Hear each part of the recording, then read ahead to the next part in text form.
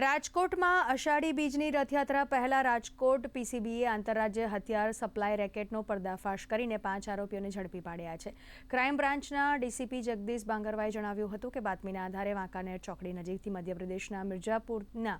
શાકિલ સદીક મંસૂરીને 5 ગેરકાયદેસરના હથિયાર અને 20 જીવતા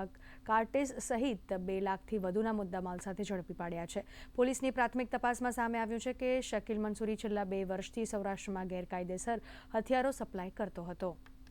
વાડવા પોલીસ સ્ટેશન વિસ્તારમાં 2 માણસોને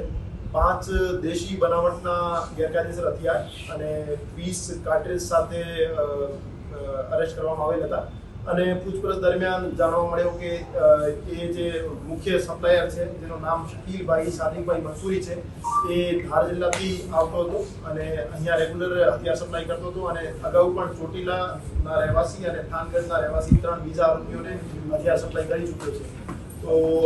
એમને પકડીને એમની સાથે જગ્યા ઉપર જઈ અને બીજા 11 હથિયાર અને 10 કાર્ટ્રીજ બરામદ કરવામાં આવેલ હતા અને ફર્ધર કઈ જગ્યાએ એમને હથિયાર સપ્લાય કર્યા છે અને કોને આપ્યા છે એ બાબતે ફર્ધર તપાસ ચાલુ છે।